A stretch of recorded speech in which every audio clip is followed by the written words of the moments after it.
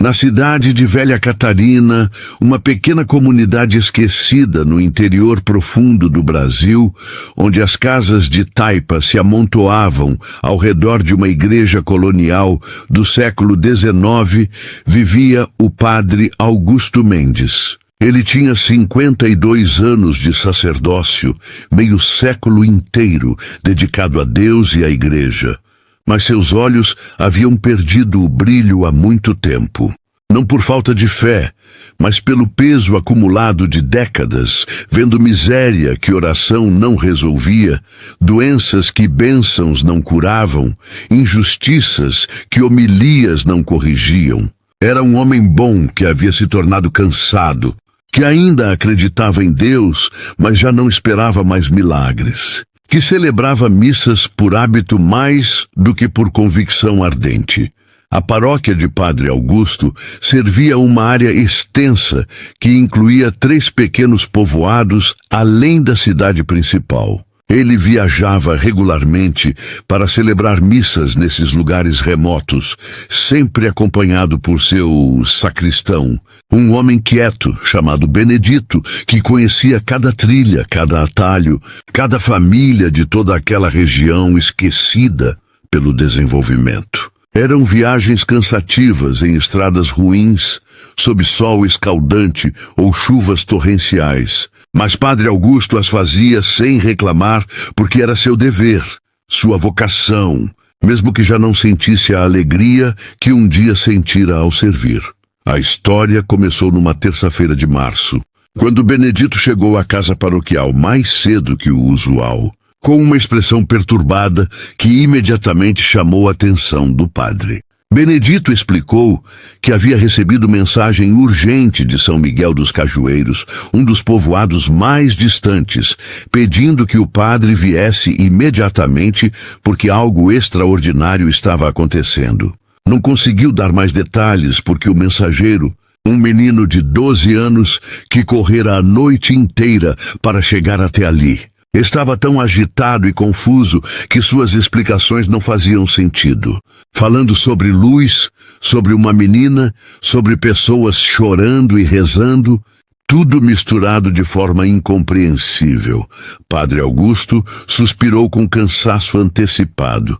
Em 5 décadas de sacerdócio, já havia respondido a dezenas de chamados urgentes para supostos milagres que sempre se revelavam mal entendidos, coincidências ou pior, fraudes deliberadas. Havia visto estátuas que supostamente choravam sangue, mas era apenas tinta dissolvendo na umidade. Hóstias que supostamente sangravam, mas eram manchas de mofo avermelhado. Visões celestiais que eram apenas jogos de luz e sombra interpretados por mentes sugestionáveis. Cada falso milagre decepcionava não apenas ele, mas toda a comunidade que depositara esperanças. E Padre Augusto desenvolvera um ceticismo saudável que a Igreja, aliás, encorajava ativamente em seus padres. Mesmo assim, não podia ignorar um pedido de sua paróquia. Preparou sua maleta com os santos óleos, hóstias consagradas, sua estola roxa e partiu com Benedito na velha caminhonete que a diocese fornecera. Uma Ford dos anos 70 que fazia barulhos preocupantes, mas ainda funcionava. A viagem até São Miguel dos Cajueiros levava 3 horas em condições normais, atravessando estradas de terra que viravam lama na chuva e poeira na seca. Padre Augusto aproveitou o trajeto para rezar seu breviário. As orações litúrgicas que todo padre católico deve recitar diariamente, movendo os lábios automaticamente em palavras que repetira tantas vezes que já não precisava pensar nelas. São Miguel dos Cajueiros era um povoado de talvez 80 famílias, casas simples espalhadas ao redor de uma capela pequena dedicada ao arcanjo guerreiro. A maioria das pessoas trabalhava na agricultura de subsistência ou em fazendas próximas, vivendo em pobreza que não era absoluta, mas era constante e limitante. Quando a caminhonete de Padre Augusto chegou à Praça Central, encontrou uma cena que imediatamente o deixou alerta. Havia facilmente 200 pessoas reunidas, muito mais do que a população local, significando que gente de sítios distantes havia vindo e todos estavam voltados para a capela, alguns ajoelhados, outros apenas olhando, uma atmosfera de expectativa tensa, permeando tudo. Benedito estacionou e Padre Augusto desceu, imediatamente cercado por pessoas que falavam todas ao mesmo tempo, tentando explicar, apontando para a capela, puxando sua batina, uma cacofonia de vozes excitadas que o padre precisou acalmar com gestos firmes. Pediu que apenas uma pessoa explicasse, e finalmente Dona Florinda, a zeladora da capela e mulher mais respeitada do povoado, conseguiu falar de forma mais coerente. Explicou que 3 dias atrás, uma menina chamada Ana Vitória, de apenas 9 anos de idade, filha de uma família muito pobre, que morava nas margens do povoado, havia entrado na capela para rezar como fazia regularmente, mas desta vez algo diferente aconteceu. Segundo Dona Florinda e as testemunhas que estavam presentes, Ana Vitória estava ajoelhada diante do altar quando repentinamente ficou rígida, olhos arregalados fixos na imagem de São Miguel que estava acima do sacrário. Começou a falar com uma voz que não parecia sua, mas grave e ressonante, dizendo coisas sobre penitência, sobre conversão, sobre sinais que viriam. As pessoas presentes primeiro pensaram que a menina estava tendo algum tipo de ataque, mas então algo mais aconteceu. Uma luz, descrita por todos como impossível de olhar diretamente, emanou da imagem de São Miguel, preenchendo toda a capela com um brilho que não vinha de velas ou sol, através das janelas, mas parecia vir de toda parte simultaneamente. Padre Augusto ouviu tudo isso com sua expressão cuidadosamente neutra que desenvolvera ao longo dos anos. Luz inexplicável geralmente tinha explicações muito mundanas quando investigadas adequadamente. Perguntou sobre a menina, sobre seu histórico médico, se já havia tido convulsões antes, se a família tinha histórico de epilepsia ou outras condições neurológicas. Dona Florinda admitiu não saber detalhes médicos, mas insistiu que Ana Vitória era uma criança perfeitamente normal e saudável, talvez até especialmente devota para sua idade, passando muito tempo na capela quando outras crianças brincavam. Mas nada que indicasse problemas mentais ou físicos. O padre pediu para ver a menina. Foi levado até uma casa humilde, onde Ana Vitória estava deitada em uma rede, cercada por sua mãe, Josefina, uma mulher magra e desgastada pela vida dura, e seu pai, Severino, um trabalhador rural de poucas palavras. A menina estava acordada, mas em estado estranho, olhos abertos, mas parecendo ver algo que mais ninguém via. Lábios se movendo em oração constante, mas silenciosa, completamente alheia ao ambiente ao seu redor. Quando o Padre Augusto se aproximou e tocou sua mão, a menina não reagiu. Continuou naquele estado de transe. E o padre sentiu um arrepio involuntário que tentou ignorar. Examinou a criança da melhor forma que sua limitada formação médica permitia. Temperatura normal, pulso regular, embora um pouco acelerado, pupilas reagindo à luz, nenhum sinal óbvio de convulsão ou crise epilética. Mas havia algo inquietante naquele olhar fixo, naquela total desconexão com o mundo circundante. Padre Augusto já vira estados alterados de consciência antes, pessoas em fervor religioso intenso, mas isto era diferente, mais profundo, mais completo. Perguntou aos pais se poderia levar a menina ao hospital na cidade, mas Severino explicou que não tinham dinheiro para transporte nem tratamento, e que além disso acreditavam que o que estava acontecendo com a filha não era doença, mas algo espiritual. O padre decidiu ficar no povoado por alguns dias para observar tanto a menina quanto o fenômeno que Dona Florinda descrevera na capela. Instalou-se na pequena casa paroquial adjacente à capela. Um cômodo simples com uma cama, uma mesa e uma cadeira, onde padres visitantes ocasionalmente dormiam. Passou a tarde conversando com testemunhas do primeiro evento, tomando notas cuidadosas, procurando inconsistências nas histórias, mas encontrando uma coerência perturbadora. Todos descreviam a mesma luz impossível, a mesma transformação na voz da menina, o mesmo sentimento de presença que nenhum conseguia articular adequadamente, mas que todos insistiam ter sentido. Ao entardecer, Padre Augusto estava na capela sozinho, ajoelhado no primeiro banco, olhando para a imagem de São Miguel. Era uma escultura simples de gesso pintado, produzida em massa, do tipo que aparecia em milhares de igrejas pelo Brasil, mostrando o arcanjo com sua espada erguida e o demônio sob seus pés. Nada de especial, nada que sugerisse qualquer característica sobrenatural. O padre rezou, não as orações formais do breviário, mas uma conversa direta e honesta com Deus, pedindo sabedoria para discernir o que estava acontecendo, pedindo que, se fosse fraude ou ilusão, que ele descobrisse rapidamente para evitar sofrimento desnecessário à comunidade, mas também em algum canto pequeno e quase esquecido de seu coração, pedindo que, se fosse genuíno, que ele tivesse coragem de reconhecer. A noite caiu, e as pessoas começaram a se reunir novamente na capela para o rosário comunitário que Dona Florinda havia organizado. Padre Augusto celebrou, conduzindo as dezenas familiares, sua voz grave ecoando no pequeno espaço, enquanto a comunidade respondia. Foi durante a terceira dezena, nos mistérios gloriosos, que Ana Vitória apareceu.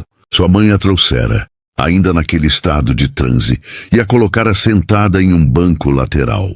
A menina permaneceu imóvel por vários minutos, e então, repentinamente, ficou de pé e caminhou até o altar com passos que pareciam não completamente sob seu controle consciente, mas como se fosse puxada por cordas invisíveis. Padre Augusto parou de rezar. Todos pararam. Um silêncio carregado de expectativa encheu a capela. Ana Vitória ajoelhou-se diante do altar e, quando começou, falou sobre pecados que precisavam ser confessados, sobre conversões que precisavam acontecer, sobre um sinal que seria dado para que todos soubessem que Deus ainda estava presente, mesmo nos lugares mais esquecidos do mundo. Padre Augusto sentiu seu ceticismo profissional batalhando contra algo mais profundo, um reconhecimento involuntário de que estava presenciando algo que sua teologia estudada não conseguia facilmente categorizar. Então, a luz veio. Começou como um brilho suave, emanando da imagem de São Miguel, mas rapidamente intensificou até preencher toda a capela com uma luminosidade que não projetava sombras da maneira que luz natural faria, mas parecia vir simultaneamente de todas as direções. Padre Augusto, homem de ciência tanto quanto de fé, imediatamente procurou explicações.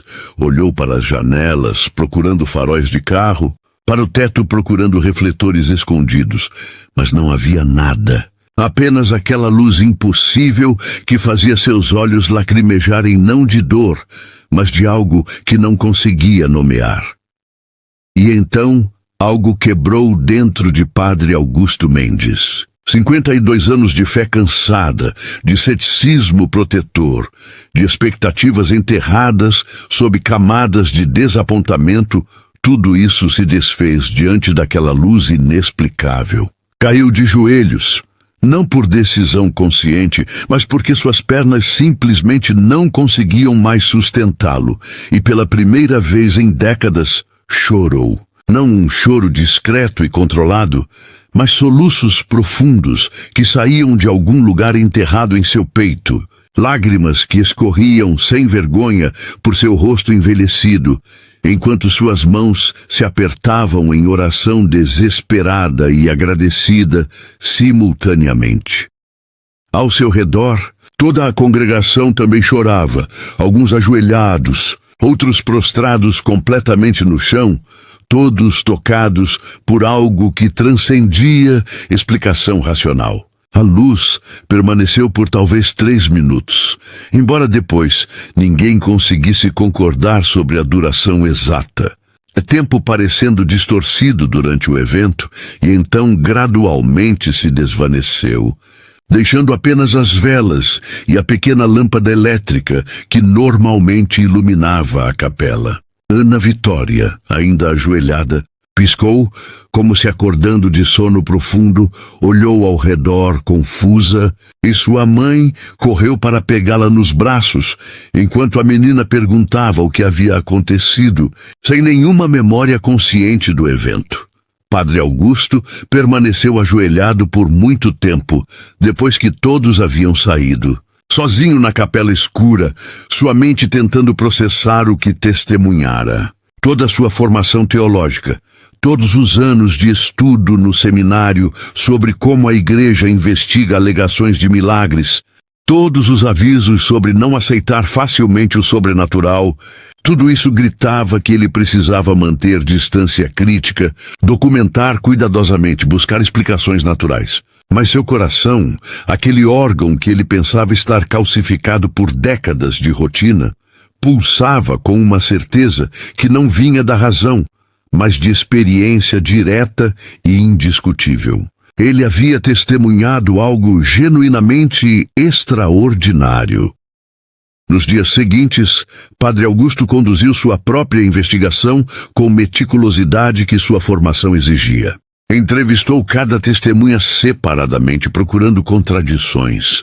Examinou a capela cuidadosamente, procurando dispositivos que pudessem produzir efeitos de luz. Verificou fiação elétrica, procurou espelhos escondidos ou qualquer aparato que explicasse o fenômeno. Conversou longamente com Ana Vitória quando ela estava em estado normal e encontrou uma menina perfeitamente comum. Talvez um pouco mais devota que a média, mas sem nenhuma sofisticação teológica, sem conhecimento que explicasse as coisas que dizia durante seus transes, sem capacidade de fingir algo tão convincente. Documentou tudo em um diário detalhado, incluindo seus próprios sentimentos e reações, sua experiência subjetiva daquela luz que não se comportava como luz deveria. Tirou fotografias da capela de todos os ângulos, coletou testemunhos escritos, tentou ser tão científico quanto possível, enquanto lidava com algo que parecia deliberadamente escapar de categorização científica. E a cada noite voltava à capela sozinho. Ajoelhava-se no mesmo lugar e chorava novamente. Não porque o evento se repetisse, mas porque a memória daquele momento o quebrava repetidamente, de maneiras que não conseguia controlar. Esse fenômeno se repetiu 3 vezes mais durante a semana que Padre Augusto permaneceu no povoado. Sempre seguindo o mesmo padrão, Ana Vitória entrando em transe, falando com aquela voz alterada, a luz inexplicável preenchendo a capela, as pessoas caindo em oração e choro coletivos. Cada vez, o padre tentava manter alguma objetividade analítica, mas cada vez era novamente devastado emocionalmente pela experiência. Na 4ª ocorrência, trouxera uma câmera simples que possuía e tentou fotografar a luz, mas quando revelou o filme depois, as imagens mostravam apenas a capela normal com suas velas, como se a luz extraordinária simplesmente não pudesse ser capturada por meios físicos. Após 10 dias em São Miguel dos Cajueiros, Padre Augusto sabia que precisava reportar ao bispo. Esta era a responsabilidade de qualquer padre que testemunhasse alegados fenômenos sobrenaturais, submeter ao escrutínio de autoridades eclesiásticas superiores, que tinham mais experiência e recursos para investigar adequadamente. Preparou um relatório extenso, incluindo seu diário detalhado, os testemunhos coletados, as fotografias que tirara e sua própria avaliação honesta, que por mais que tentasse manter tom neutro, revelava sua convicção crescente de que algo genuinamente extraordinário estava ocorrendo. Voltou à velha Catarina e imediatamente solicitou audiência com Dom Henrique, o bispo diocesano, um homem de 60 anos, conhecido por sua ortodoxia conservadora e ceticismo saudável em relação a alegações de milagres. O bispo recebeu o padre Augusto em seu escritório formal. Uma sala com estantes cheias de tomos teológicos e uma grande mesa de mogno, atrás da qual se sentava com postura que exalava autoridade institucional. Ouviu pacientemente enquanto o padre relatava os eventos, folheou o relatório com expressão cada vez mais preocupada. E quando o padre Augusto terminou, fez uma pausa longa antes de responder. Dom Henrique escolheu suas palavras cuidadosamente. Explicou que a Igreja tem processos muito específicos para lidar com alegações de milagres. Processos desenvolvidos ao longo de séculos, precisamente para evitar escândalos causados por reconhecimento precipitado de eventos que depois se revelam fraudes ou ilusões. Disse que apreciava a diligência de Padre Augusto em documentar tudo, mas que um único padre, por mais confiável que fosse, não era suficiente, que seria necessário enviar uma comissão de investigação, incluir especialistas médicos e psiquiátricos, teólogos treinados especificamente em discernimento de fenômenos místicos, que o processo poderia levar meses ou até anos. Padre Augusto compreendeu. Esperava essa resposta, mas pressionou Dom Henrique sobre a urgência. As manifestações estavam acontecendo agora. A comunidade precisava de orientação pastoral agora, e se fossem genuínas, não deveriam ser simplesmente ignoradas, enquanto a burocracia eclesiástica seguia seu curso lento. O bispo reconheceu a preocupação, mas foi firme. Disse que urgência nunca foi boa conselheira em questões espirituais desta magnitude. Que precipitação causaria mais danos que cautela? Que por enquanto Padre Augusto deveria simplesmente continuar seu trabalho pastoral normal, aconselhar a comunidade a manter fé, mas não fanatismo, e aguardar instruções sobre como proceder. Frustrado, mas obediente, Padre Augusto retornou a São Miguel dos Cajueiros regularmente nas semanas seguintes, para celebrar missas e acompanhar os desenvolvimentos. Ana Vitória continuava tendo seus episódios, sempre seguindo o mesmo padrão, e a notícia havia se espalhado pela região, atraindo cada vez mais visitantes. O pequeno povoado estava sendo transformado em destino de peregrinação informal. Pessoas vinham de cidades distantes, esperando testemunhar o milagre. Alguns trazendo doentes esperando curas, outros simplesmente movidos por curiosidade ou fervor religioso.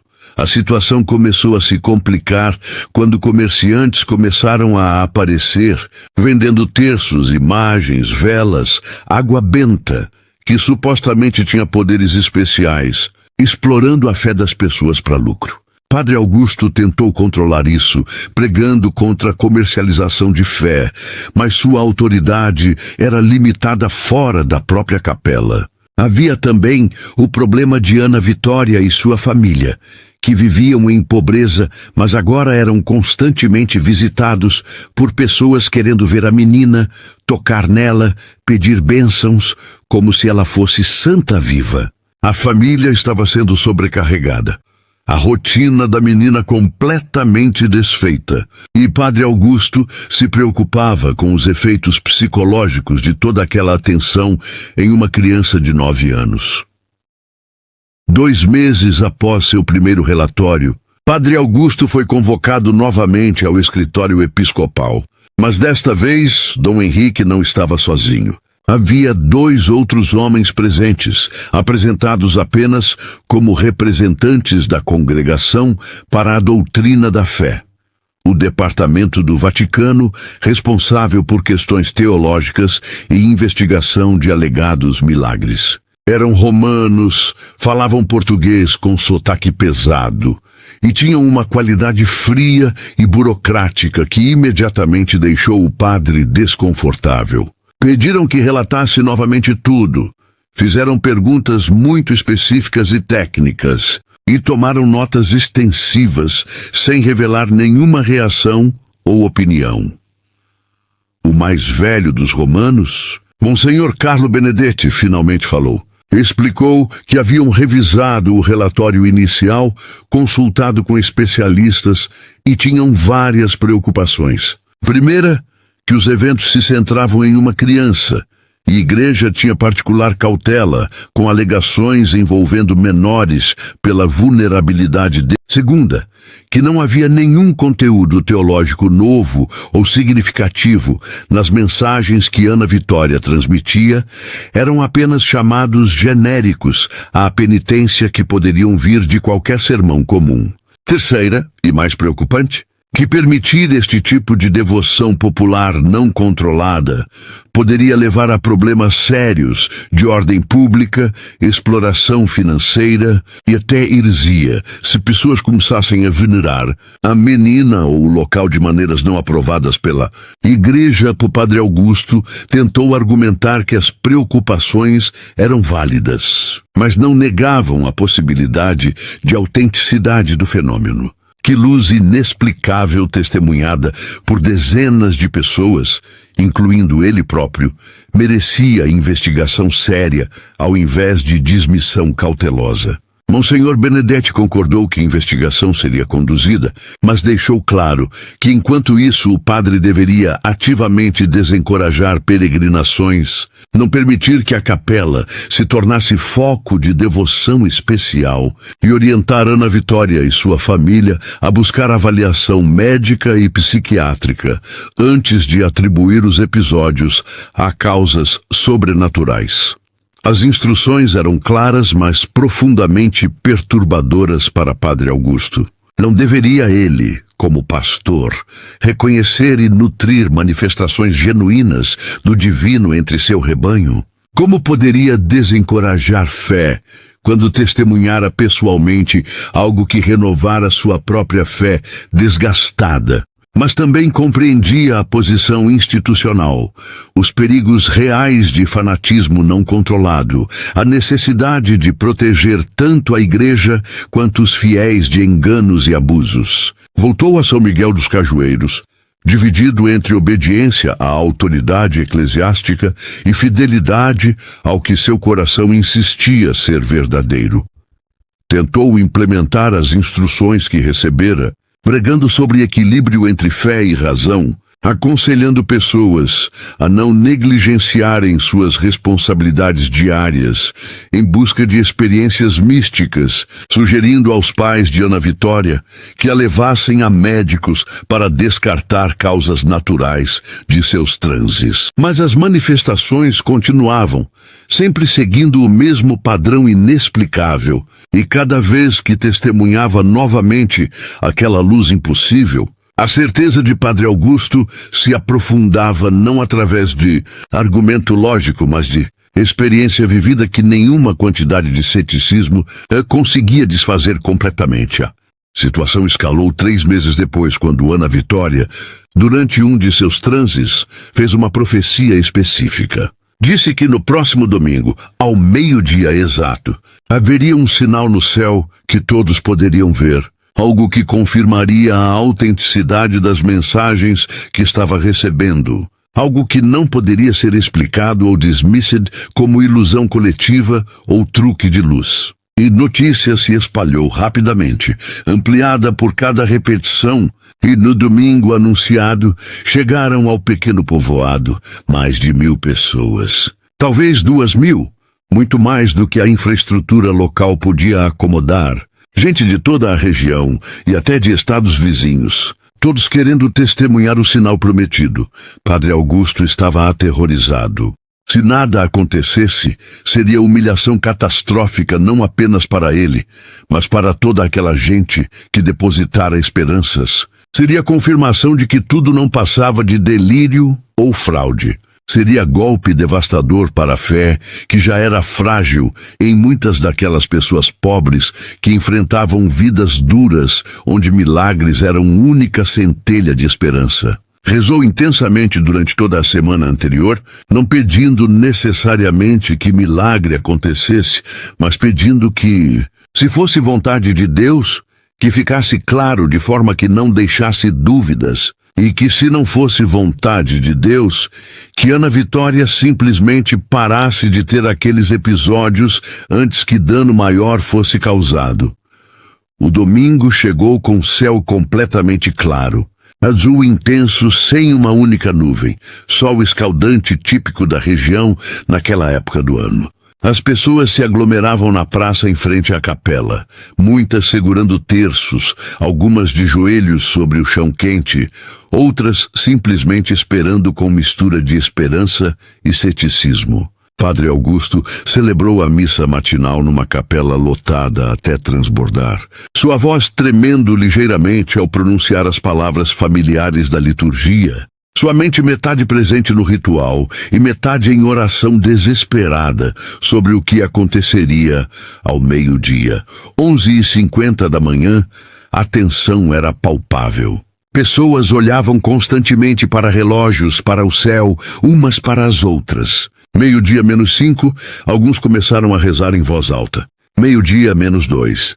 Até os céticos presentes olhavam para cima, presos pela expectativa coletiva. Então, exatamente ao meio-dia, marcado por sinos da capela e relógios de dezenas de pessoas, o impossível aconteceu.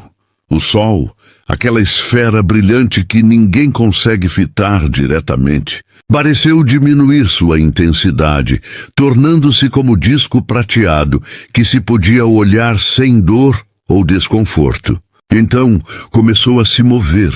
Não o movimento normal da órbita terrestre, mas movimentos que pareciam deliberados, pulsando, girando, lançando raios de luz colorida em todas as direções como um prisma gigante celestial. O fenômeno durou talvez 10 minutos, embora novamente depois as estimativas de duração variassem enormemente entre testemunhas. E durante todo aquele tempo, o silêncio absoluto reinou sobre a multidão. Milhares de pessoas, simultaneamente sem palavras, diante do impossível, se desenrolando acima delas. Padre Augusto olhou para cima e chorou novamente, mas desta vez não sozinho. Desta vez com milhares de pessoas também chorando, algumas gritando de alegria, outras caindo de joelhos, muitos simplesmente paralisados pela magnitude do que testemunhavam. Quando finalmente o sol voltou ao normal, retomando sua posição e intensidade habituais, houve um momento de desorientação coletiva, como se todos precisassem confirmar uns com os outros que realmente haviam visto o que pensavam ter visto. Que não fora alucinação individual, mas experiência compartilhada por todos os presentes. As consequências foram imediatas e caóticas. Repórteres que estavam presentes correram para telefones enviando matérias sensacionalistas. Testemunhas espalharam histórias que cresceram com cada repetição. São Miguel dos Cajueiros foi inundado por ainda mais visitantes nos dias seguintes, tanto devotos quanto curiosos, transformando o pacato povoado em circo mediático. E Padre Augusto recebeu convocação urgente para retornar ao bispado imediatamente. O tom da mensagem deixando claro que estava em sérios problemas. Dom Henrique estava furioso, de maneira que o padre nunca vira antes. Acusou o Padre Augusto de permitir espetáculo que trouxe constrangimento para toda a diocese, de não controlar adequadamente sua paróquia, de falhar em implementar as direções claras que recebera dos representantes do Vaticano. Disse que reportagens sensacionalistas sobre milagres não confirmados faziam a Igreja parecer ridícula e supersticiosa aos olhos do mundo moderno, que precisamente este tipo de fervor popular descontrolado era o que a reforma litúrgica pós-Concílio Vaticano II tentara moderar, que Padre Augusto havia se tornado parte do problema ao invés da solução. Padre Augusto tentou explicar que não promovera o evento, que não controlava o que Ana Vitória dizia durante seus transes, que ele próprio estava tão surpreso quanto qualquer um pelo fenômeno solar.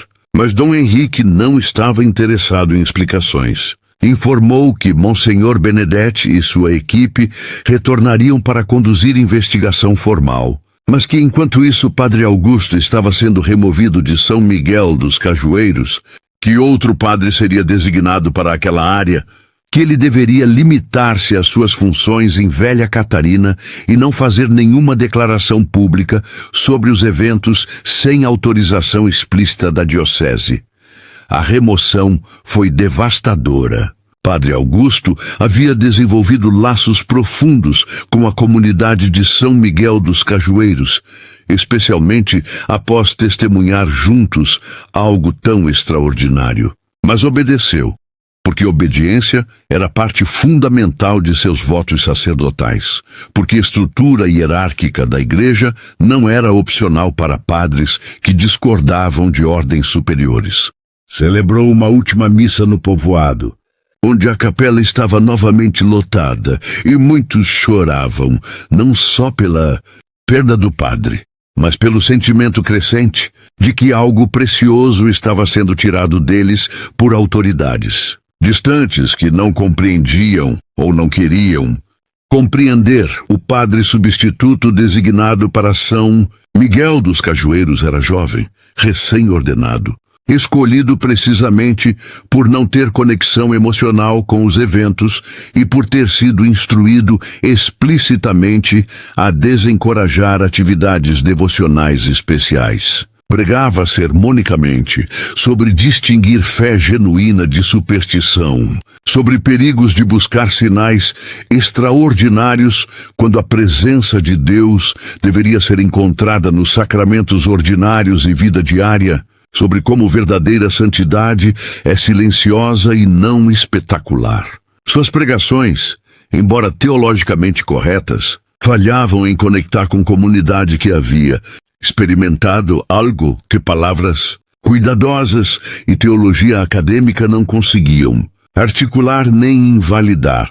A comissão de investigação do Vaticano chegou discretamente 6 meses depois, conduzindo entrevistas, examinando testemunhas, consultando meteorologistas e astrônomos sobre possíveis explicações naturais para o fenômeno solar. Padre Augusto foi entrevistado extensivamente, suas motivações questionadas, sua saúde mental avaliada sutilmente através de perguntas que tentavam determinar se ele estava psicologicamente equilibrado ou se havia sucumbido a algum tipo de fervor místico que comprometia seu julgamento.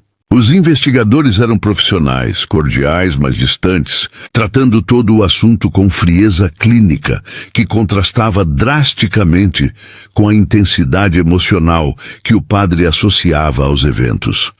Ana Vitória foi submetida a exames médicos extensivos. Neurologistas, psiquiatras, psicólogos infantis, todos a avaliaram procurando explicações naturais para seus transes. Os resultados foram inconclusivos, mas não revelaram nenhuma patologia clara. Não havia sinais de epilepsia, esquizofrenia infantil, transtorno dissociativo ou qualquer outra condição que explicasse satisfatoriamente os episódios. Os médicos concluíram que a menina era neurologicamente normal, embora alguns sugeriram possibilidade de estados alterados de consciência, autoinduzidos, através de fervor religioso intenso, algo que psicologia reconhece como possível, mas não completamente compreendido. Quanto ao fenômeno solar, testemunhado por milhares de pessoas, a comissão consultou astrônomos que explicaram que não houve nenhuma anomalia detectada por instrumentos científicos naquele dia e hora. O sol continuou seu comportamento perfeitamente normal, sem mudanças em luminosidade, posição ou qualquer outro parâmetro mensurável. A explicação oferecida foi que as pessoas, sob expectativa intensa e olhando fixamente para o sol mesmo com intensidade diminuída, experimentaram efeitos ópticos naturais, incluindo persistência retiniana, que podem criar ilusão de movimento e cores quando combinados com sugestão coletiva e fervor religioso. Padre Augusto leu essas conclusões com crescente frustração. Explicações perfeitamente racionais para cada elemento individual, mas que, de alguma forma, falhavam em capturar a totalidade da experiência, a convergência impossível de tantos fatores extraordinários, acontecendo exatamente como e quando profetizado por uma menina de 9 anos sem educação formal. Era como tentar explicar uma sinfonia, analisando apenas as propriedades físicas das ondas sonoras. Tecnicamente correto, mas fundamentalmente incompleto. Mas sabia que argumentos baseados em experiência subjetiva, por mais intensos que fossem, não carregavam peso em investigações que priorizavam verificabilidade empírica. O relatório final da comissão, que levou quase 2 anos para ser completado, reconhecia que eventos extraordinários haviam ocorrido, que testemunhas eram geralmente confiáveis e sinceras, que nenhuma evidência de fraude deliberada foi encontrada, mas concluía que não havia base suficiente para declarar os eventos como sobrenaturais em origem. Recomendava que a diocese desencorajasse devoção especial ao local, que Ana Vitória fosse monitorada pastoral e psicologicamente, mas não tratada como visionária, que nenhuma permissão fosse dada para a construção de santuário ou reconhecimento oficial das alegadas aparições ou mensagens. Mais importante, o relatório recomendava que toda a documentação fosse arquivada sob classificação restrita nos arquivos do Vaticano, não disponível para consulta pública sem permissões especiais, essencialmente enterrando o caso em burocracia eclesiástica, onde milhares de outros casos similares já repousavam em décadas ou séculos de acumulação. A justificativa era proteger tanto a Igreja quanto os envolvidos de sensacionalismo contínuo, permitir que a comunidade voltasse à normalidade pastoral e evitar criar precedente de reconhecer rapidamente alegações extraordinárias baseadas primariamente em testemunhos subjetivos sem verificação objetiva.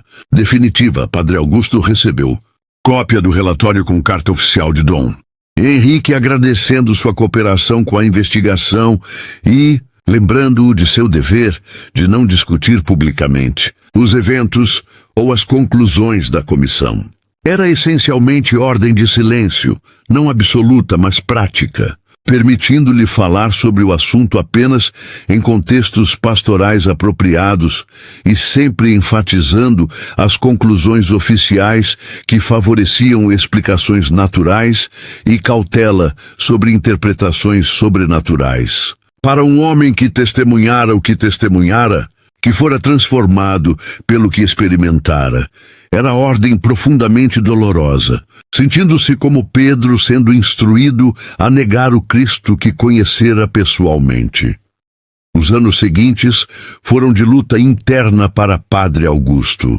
Continuou suas funções em Velha Catarina, celebrando missas, ministrando sacramentos, aconselhando paroquianos, fazendo todo o trabalho pastoral que sempre fizera, mas com peso adicional de carregar segredo, que não podia compartilhar completamente, memória de milagres que não podia proclamar, certeza de experiência divina que autoridades eclesiásticas diziam para contextualizar como possivelmente natural.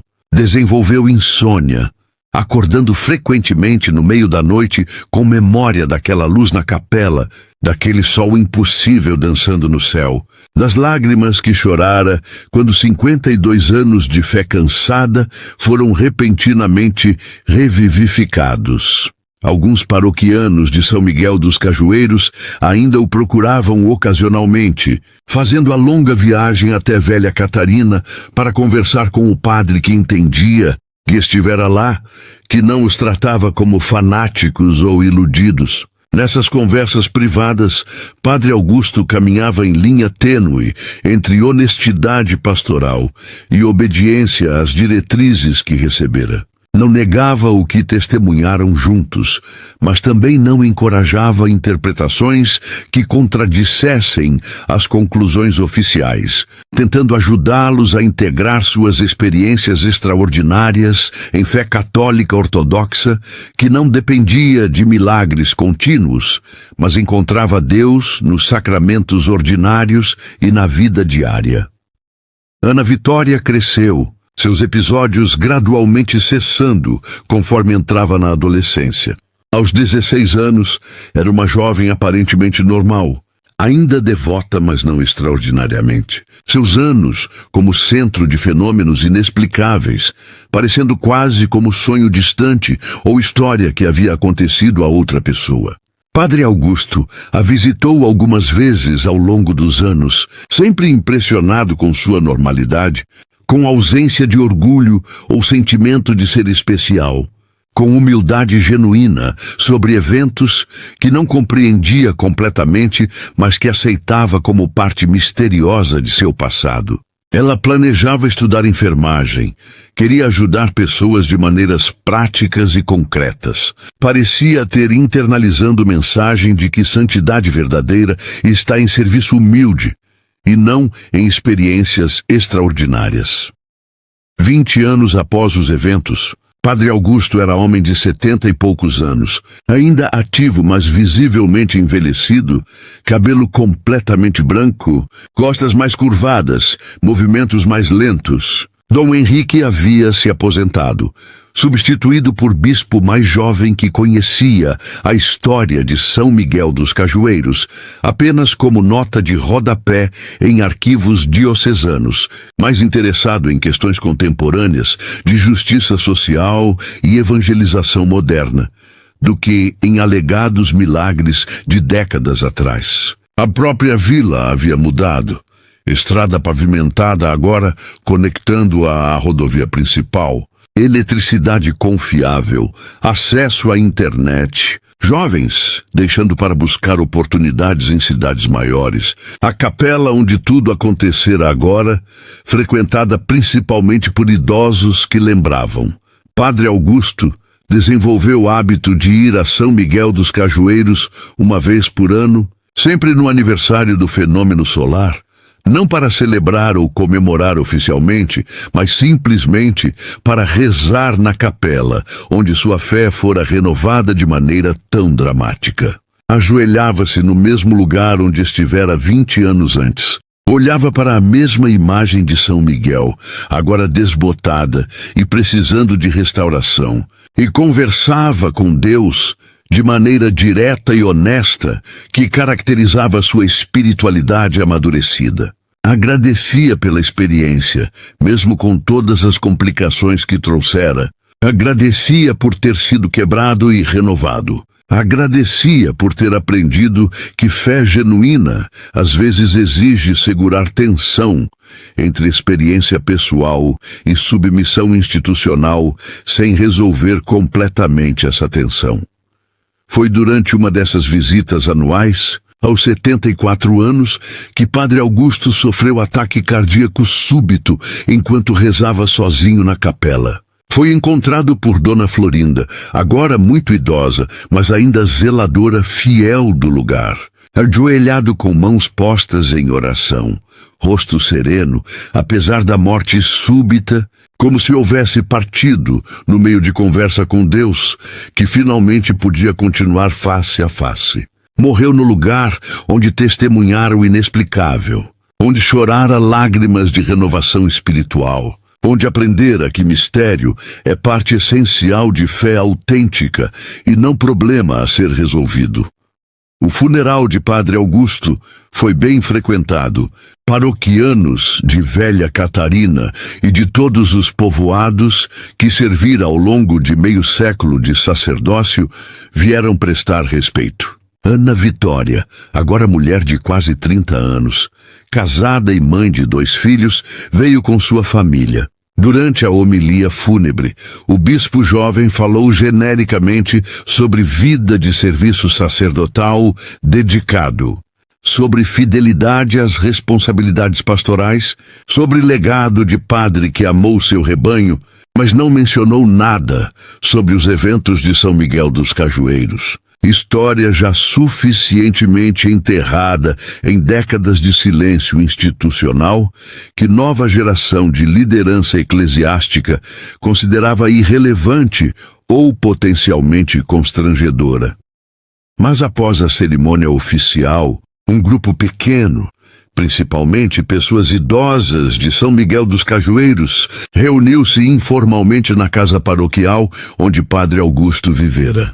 Compartilharam memórias não das homilias dele, ou trabalho administrativo, mas daqueles dias extraordinários 25 anos atrás. Da luz na capela, do sol dançante, das lágrimas do padre, da certeza compartilhada de terem tocado brevemente algo transcendente. Ana Vitória ouviu quietamente, segurando seus próprios filhos, e quando perguntaram o que ela lembrava, disse simplesmente que lembrava de sentir-se amada, de maneira tão completa e absoluta que nenhuma palavra adequadamente descrevia, e que essa sensação de ser amada assim havia moldado toda a sua vida subsequente, mesmo quando não compreendia completamente de onde viera.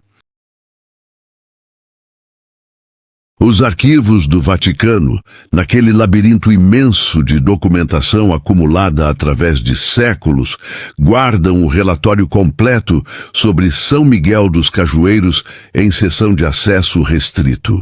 Está catalogado adequadamente, preservado em condições ideais, disponível para pesquisadores sérios, com permissões apropriadas, mas praticamente nunca consultado.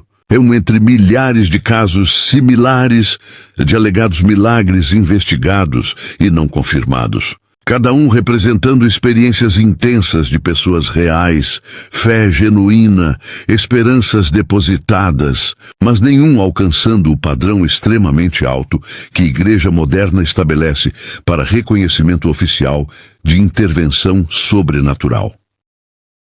O relatório inclui testemunhos detalhados, fotografias da capela e do povoado, análises médicas de Ana Vitória, consultas com especialistas em várias áreas científicas e conclusão cuidadosamente redigida que nem afirma nem nega categoricamente a possibilidade de causação sobrenatural, mas recomenda tratamento pastoral cauteloso sem reconhecimento oficial. Há também, anexado ao final, o diário pessoal de Padre Augusto que ele voluntariamente submeteu à comissão investigativa. Páginas e páginas de reflexões honestas de sacerdote, lutando para integrar experiências extraordinárias com obediência institucional. Fé com razão, certeza subjetiva com ceticismo metodológico apropriado.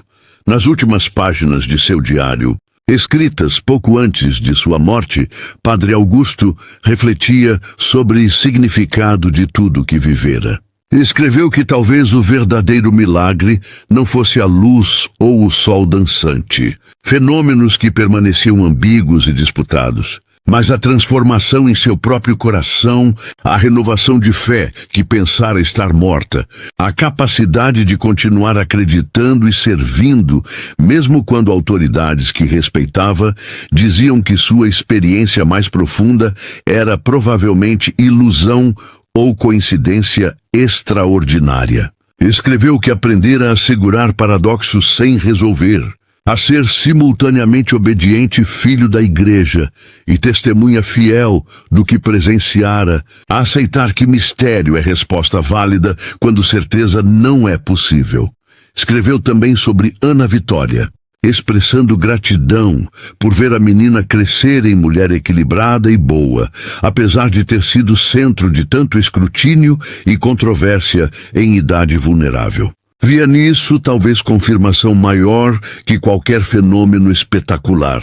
Que pessoa no centro de alegados milagres não desenvolveu megalomania ou instabilidade, mas permaneceu humilde e normal, sugeria a autenticidade mais profunda que luz inexplicável ou sol dançante. Santidade verdadeira, escreveu o Padre Augusto em suas reflexões finais, é frequentemente silenciosa e escondida, não em eventos extraordinários, mas em fidelidade ordinária através de décadas de vida comum. Hoje, quase meio século após os eventos originais, São Miguel dos Cajueiros é lugar bem diferente. A capela foi renovada com fundos de preservação histórica, mais por seu valor arquitetônico colonial do que por qualquer significado religioso especial. A placa discreta mencionando que em meados dos anos 80 houve alegações de aparições marianas na região, usando linguagem cuidadosamente neutra, que nem confirma nem nega. Turistas ocasionalmente visitam, mais interessados em arquitetura antiga que em história religiosa, tirando fotos e seguindo viagens sem conhecer as lágrimas que foram derramadas ali, as vidas que foram transformadas, a fé que foi renovada e depois cuidadosamente administrada pela instituição que deveria nutri-la, Ana Vitória. Agora de meia-idade, ainda vive na região, trabalhando como enfermeira em hospital pequeno da cidade próxima. Raramente fala sobre seus anos como criança visionária e, quando perguntada, geralmente muda de assunto educadamente. Criou seus filhos na fé católica, mas de maneira prática e não mística, levando-os à missa aos domingos, mas enfatizando caridade e serviço sobre busca de experiências extraordinárias. Seus filhos sabem vagamente que a mãe foi envolvida em algo religioso importante quando criança, mas não compreendem detalhes nem parecem particularmente interessados. Preocupados com suas próprias vidas modernas de escola, namorados, redes sociais, questões que preenchem vida de jovens contemporâneos. Há historiadores religiosos que conhecem o caso, que às vezes fazem pesquisas sobre fenômenos místicos no catolicismo brasileiro do século XX, que leram o relatório nos arquivos do Vaticano e escreveram artigos acadêmicos analisando-o através de várias lentes teóricas. Alguns veem como exemplo de como a Igreja moderna tenta equilibrar a abertura ao sobrenatural, que é parte de sua tradição, com ceticismo racional que evita constrangimentos e explorações. Outros veem como caso de instituição hierárquica, suprimindo experiências autênticas de fé popular que não se encaixam em categorias aprovadas pela teologia oficial. As interpretações variam dependendo das perspectivas e agendas dos pesquisadores. Mas para as poucas pessoas idosas que ainda vivem e que estiveram realmente lá, que viram a luz e o sol impossível e as lágrimas do padre, análises acadêmicas são irrelevantes. Carregam suas memórias como tesouros privados, compartilhados apenas raramente com quem demonstra compreensão genuína, não como provas de algo que precisa ser debatido, mas como experiências que moldaram suas vidas de maneiras que permanecem significativas independentemente de validação externa. Quando se reúnem, cada vez mais raramente conforme anos passam e seu número diminui, falam não com fervor evangélico tentando converter outros, mas com quieta certeza de pessoas que sabem o que viveram, que não precisam de confirmação institucional para suas próprias memórias e certezas interiores. Dona Florinda, a zeladora, viveu até os 93 anos, cuidando da capela até que idade finalmente a forçou a parar. Em seus últimos meses, quando mente começou a falhar e memórias se tornaram confusas, ainda falava claramente sobre aqueles dias, como se estivessem preservados em parte de seu cérebro que demência não alcançava. Dizia ter visto anjos, embora nas histórias originais ninguém mencionasse anjos, apenas luz, sugerindo como memórias evoluem e se embelezam com o tempo.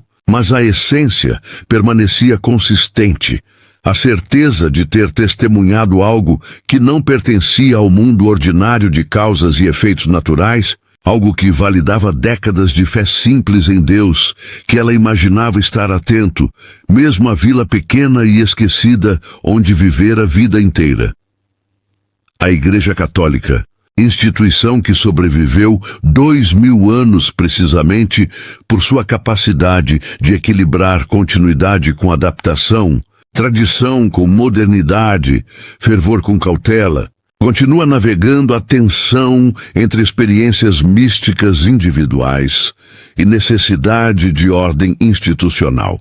O caso de São Miguel dos Cajueiros é apenas um entre incontáveis similares ao longo de sua história, alguns eventualmente reconhecidos após séculos de investigação, a maioria arquivada e esquecida, todos representando o desafio fundamental de religião que afirma acreditar em Deus, ativo no mundo, mas que também desenvolveu burocracia, sofisticada para gerenciar e frequentemente limitar reivindicações de atividade divina. Para quem busca lições nesta história, há múltiplas disponíveis dependendo de perspectiva. Pode-se ver advertência sobre como instituições religiosas podem sufocar experiências autênticas de fé quando estas não se conformam a expectativas ou procedimentos oficiais. Pode-se ver sabedoria de cautela institucional, que protege fiéis de fraudes e explorações, que são também realidades históricas frequentes. Pode-se ver tragédia de sacerdote sincero, forçado ao silêncio sobre a experiência mais transformadora de sua vida. Pode-se ver necessidade de humildade diante de mistérios que não admitem resolução definitiva de um lado ou outro. Padre Augusto Mendes, cujo nome não aparece em nenhuma lista de santos, nem provavelmente jamais aparecerá, que serviu fielmente por mais de 5 décadas sem reconhecimento especial, além de gratidão de paroquianos que amou, que chorou lágrimas genuínas diante do que acreditava ser presença divina direta, e então passou o resto de sua vida obedientemente não proclamando isso. Representa talvez tipo de santidade mais comum e mais difícil, a de viver com fidelidade ordinária, através de circunstâncias extraordinárias, de segurar certeza interior e submissão exterior em tensão desconfortável, mas aceita, de amar tanto a experiência mística quanto a instituição que a questiona. Se você procura saber se os eventos de São Miguel dos Cajueiros foram genuinamente sobrenaturais ou explicáveis naturalmente, esta narrativa não pode dar resposta definitiva, porque ninguém pode.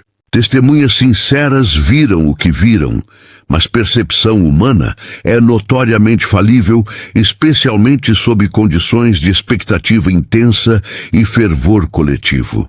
Investigadores científicos não encontraram anomalias objetivas, mas a ausência de evidência científica não é necessariamente evidência de ausência quando se trata de questões que, por definição, transcendem categorias materiais. A Igreja não reconheceu oficialmente, mas também não condenou, mantendo posição cuidadosamente ambígua que permite múltiplas interpretações.